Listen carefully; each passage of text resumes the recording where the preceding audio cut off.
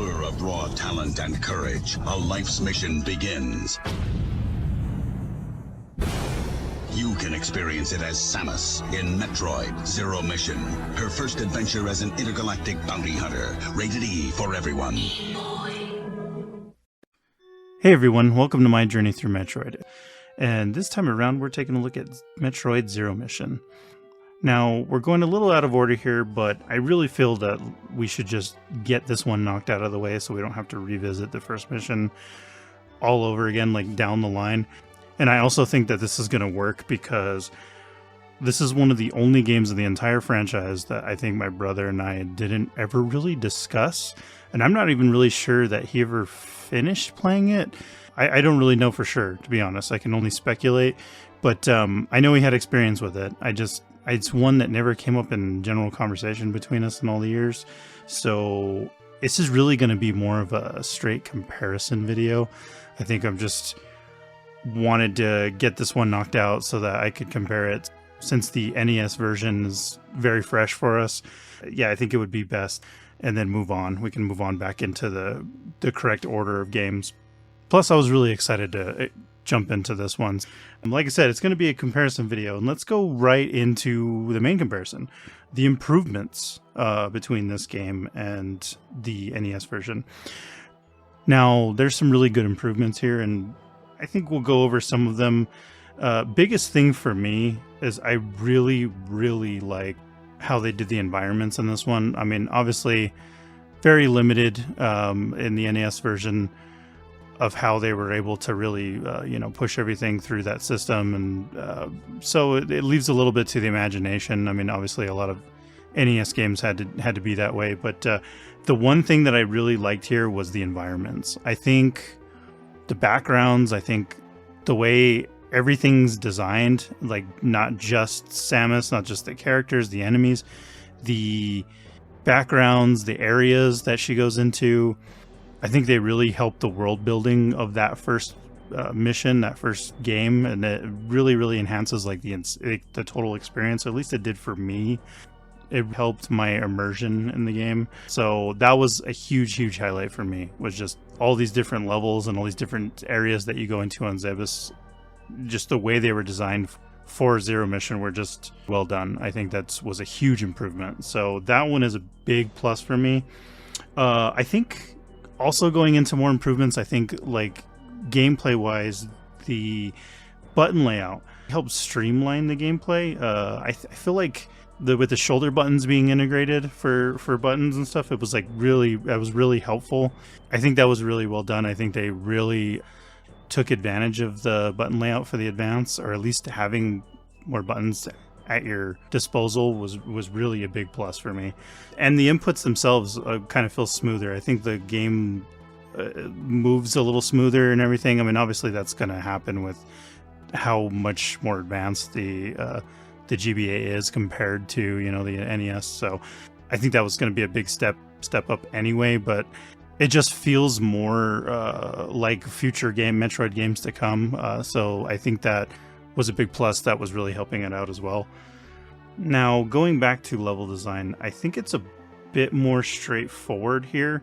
The hints are are a little more obvious in this one. I think for some people, the NES version had a tendency to feel a little obtuse as far as like needing to know where everything is. That game was really geared towards needing to have like a Nintendo Power subscription or any kind of strategy guide for the game. But I mean, it may just be me and maybe my familiarity with that map in general that everything seemed to be a little more streamlined for me. But I don't know, I just felt like it was not necessarily more linear, but I think with like the map being integrated and it telling you like where the next objective was that you needed to get to, or at least giving you a hint of, hey, you need to be in this area because there's something you need from this area, definitely like streamlined the experience a lot more, made your like objectives more linear, I guess, or more straightforward for you. Now, for me personally, because I was so familiar with the map, I think that at times kind of felt a little handholdy to me. I feel like the game was really trying to like pull you along and not let you discover for yourself.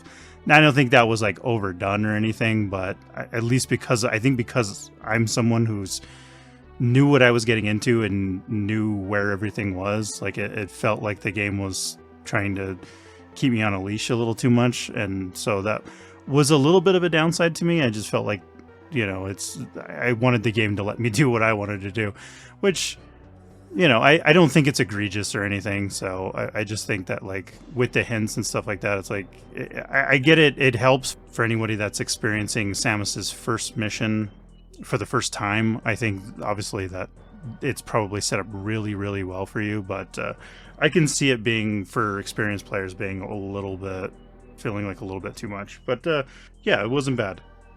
Now, the integration of the map is a big talking point, because I know the biggest complaint with the NES version obviously is the lack of map. So here, I'm sure it feels like night and day, because you have a map, you understand where everything is, you understand where to go. Obviously, the game's telling you what your next, or at least giving you a hint of what your next objective is. So it feels like a smoother experience. Now, for me, obviously, this doesn't work, and like I've already said a million times, I was so familiar with this. The first time I played this game, I knew exactly where I needed to go, because I had played the original version so many times. So for me, it didn't hit as hard, having the map, and I gave my thoughts in the NES video about the lack of map and how it didn't really matter to me, but that's mostly because of my experience with the game. I mean, it was fine here. I think it didn't feel like a distraction to me to have the map. I mean, I'd even used it, I'm not going to say that I didn't access it when I needed to, just to know where to turn and stuff like that. But I think it was a nice addition to the game, and I'm sure a lot of players experiencing this game for the first time really appreciated having it there, but wasn't as big of an impact for me.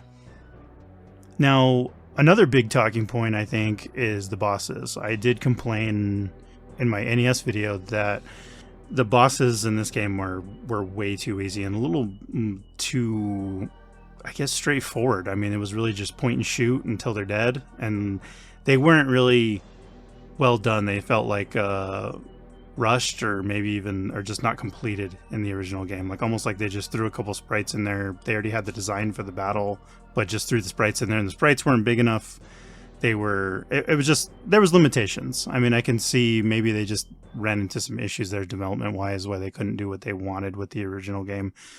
In this game, they give you what you were wanting out of the NES version. We've got, in all of the boss battles, specifically the first two with Kraid and Ridley, you've got huge sprites. Like, in the Kraid battle, he takes up like half the screen, or the entire screen, and you actually have to, like, jump down onto a platform and jump up just to reach his head. Like, he's huge in this, and he's exactly what you wanted. I thought it was a great upgrade. I think having like a legit Kraid fight was excellent. It was fun. It was a fun fight. Like, it wasn't overly hard. I mean, I think in comparison to the NES, like, these two battles with Kraid and Ridley were pretty on par difficulty wise as far as their comparison with the NES game. I didn't feel like in either game like they were terribly hard fights. Like, I didn't feel frustrated with them. I believe I beat them both on the first try. Now, they changed a few things with the way the fight worked for Kraid. There was a specific area you had to shoot at to be able to give him damage, so that was a nice change. But yeah, it still wasn't like too hard of a fight, or even, I wouldn't necessarily say too easy either. It was a well-balanced fight. But what I really enjoyed about it was the scale, was how big Kraid was in the level. It was great. That was a fun fight, and Ridley as well. I think giving Ridley some more character in that game was really great. I mean, I as I know, like, in the future going into the series, obviously Ridley's a big piece in some of the games. So I think really giving Ridley a nice, like, showcase in this game was really fun too. So the boss battles I did enjoy, but I think getting into like Mother Brain towards the end, I don't know if it was just my experience with the NES game, but I really want to say that in this game, Mother Brain was much easier to defeat than the NES version. I don't know. I would be interested for anyone to tell me what they thought about that, about the comparison between the two. But I felt like the NES version I had to try so many times to beat Mother Brain. Like, it didn't feel like a hopeless fight, but there was some trial and error in that fight. And while this game as well, there was some trial and error, and I already knew what to expect, so you could attribute some of my experience to maybe the fight not being as hard, because I was already knew what I was getting into. I knew how to beat her. So obviously that was a big factor, but I think just in general, like in the first experience, my very first time getting to her through my first playthrough, I honestly didn't feel that tough. Like I think I only lost to her maybe once before I had the fight down. It just didn't, I don't know if it was the surrounding, all the pieces that are lasers and things that are shooting at you. They just didn't feel like that difficult to overcome in this one. I don't know. I'd be curious to hear what other people's experiences were with that and how they draw the comparison, because yeah, to me it felt like an easier fight. I mean, that just, like I said, could be experience. I have beating her in that fight pretty down to a T, so I don't know. It could have been a lot of that, but it just the initial experience, it didn't feel nearly as difficult as I thought it would be. So, getting to sound is great. Obviously, the effects and everything are just as good, I think, in the NES. I'm a big, as I've already said in the NES video, I'm a huge fan of the music. I'm a huge fan of the effects, the sound, everything in that game. So this is going to be like a really tough comparison. It's a tough thing to live up to, I think. But I think they pulled it off pretty well. Obviously, there's alternate versions of the music because you have better sound to provide for this game. So honestly, the 8-bit version for me is still superior. But I did love the versions of the songs we already knew, like Brinstar and Turian and all that. Like everything, I thought these new versions of them were really good. They're really well done. Like I'm not going to say that it was bad in this, like, because I really did enjoy it. Specifically like Kraid's lair theme that's one of my favorite tracks in the original game. And I thought they did it justice. It was really, really good in this one as well. And Ridley's theme too, because I wasn't a huge fan of Ridley's theme either, but I think in this game I actually maybe enjoyed it better. But I think overall, as far as everything else, like Brinstar and some of the other areas and stuff, and even like the Mother Brain fight and like the escape and everything, like I think overall, I think the 8-bit is still undefeated for me. I think it's still such a great soundtrack. It was hard for this one. It was going to be hard for this one to beat it, but there were some highlights. Specifically the escape after you defeat Mother Brain. That I thought that version of the like escape where you're climbing up the shaft to try to get out with the time limit going. I thought that song was, the new version of it in Zero Mission was a standout. I loved it a lot. But yeah, overall, yeah, I'm still gonna give it to the 8-bit. But you can just call me a sucker for the NES. I love the NES sound chip. I think all the music on the NES sounds great. So let's get into the big part here. So the real star for me in this game is everything that happens after the Mother Brain fight. I'll just go ahead and say that like everything leading up, I guess because I had so much experience going into this, of knowing my path through this entire game up to Mother Brain and everything, and the escape and the end, towards the end of the game. I don't know. It's tough because I would say there was a lot of great improvements that I've talked about, but I wasn't like overly impressed with a new version of this original mission. It was really fun. I had a good time with it, but it was really like having a hard time standing up to the NES version for me. But once you get past Mother Brain, then they give you this next section of game that they had added for Zero Mission. I think this is where the game shines the most. Like everything from this point on, I was completely immersed in. I loved this section of the game. I think the choice for them to take your suit away, where you have to kind of start over again, which obviously is a reoccurring theme in Metroid games, but I thought it was really, the way they did it was really well done, where they just completely strip you. You've got a gun and like a hand or a blaster, and that's pretty much it. And you're extremely vulnerable. I think that choice was really fun. And then it presents this different style of play. from most of this section on, you're having to do a stealth style gameplay. And I, for one, am not usually a fan of stealth sections in games. It's just not something that I find fun or interesting. But I think that it was well executed in this game. I thought it almost created like a sense of fear a little bit. There's a lot of like enemies wandering around that are much, much more powerful than you when you're suitless. And so like having to tiptoe around them, and then sometimes when they would see you, like having to escape from them and try to get away as fast as you can and hide. I thought that was great. Those little sections of having to get through this section of the map to get to basically find your suit again and find an escape way or a way to escape, I thought was cool. It's really worked for me. It was a change in gameplay style that I didn't expect that I would like. I thought it definitely added something to Metroid, and it added something to this original thing, to this original mission. And it could really, for me, it could only been executed in the GBA version. I don't know if you would add it, if something like this idea had happened in the NS version. I'm sure it could have been executed pretty well, but it felt like perfect for the game I was playing, for Zero Mission. It was a great addition. And the boss fight to acquire your suit, I think, is really solid. It was a fun little, not overly hard. I think a reoccurring theme in this game is just not super hard boss fight, but a fun little fight to get through. And then having your suit and getting overpowered. And this is where I'm talking about, like, I think where the stealth sections were fun because you kind of have that fear of getting caught and like trying your best not to try to get through all these rooms without getting seen.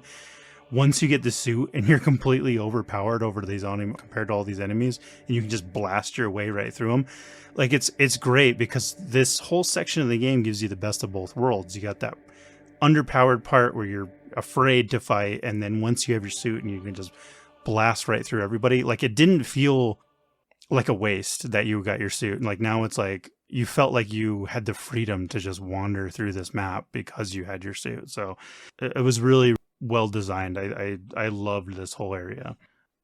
So overall, I think it's a well-made remake.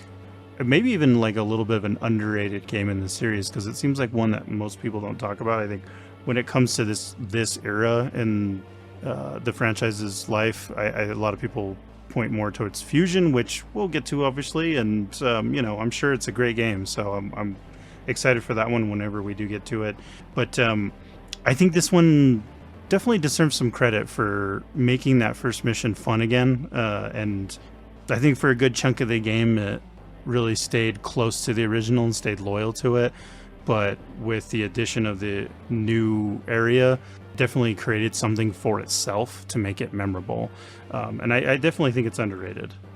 I would definitely recommend Zero Mission for anybody who finds the NES version frustrating for all the reasons that we've talked about before in our previous video. I definitely think this is the way to go if you find that game a little too obtuse. So definitely check this one out if you're interested in seeing the beginning of Samus's adventures, I guess. To close, like I said at the beginning, I don't really know how much my brother liked this game. I can really only speculate on that. I did play his GBA copy of this game, which does still have his save file on it, which it looked like he had gotten pretty far into. Now, I don't know whether or not he had already beaten the game before or not, but at least I know that he did experience it, and that save file is still alive and well on that cartridge, so it'll never get erased.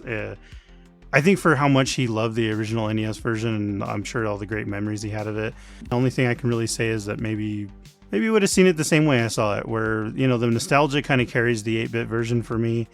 Am I going to say that this version is better? I don't think so, but I think that's more of a bias towards my nostalgia for the original and my memories of the original. So I don't think it's a bad game. I think it stands up to the 8-bit version, and I'm sure for many people it's probably a better version. I think it's a really well-made game. I think anybody needs to check it out that is interested in it or has ever been interested in it. That's definitely one to check out. Thank you everyone so much for watching and checking out the video. For the next one, we will be getting back on track in the chronological order, and we're going to be playing Metroid 2. I should hopefully be working on that one soon. I'm currently still finishing the game up, but we will have that one out for you. So I hope you check it out. Thanks again for watching.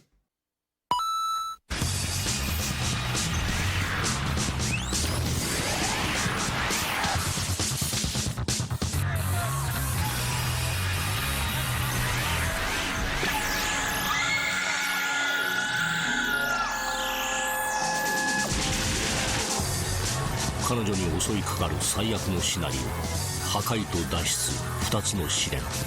ゲームボーイアドバンスメトロイドゼロミッション。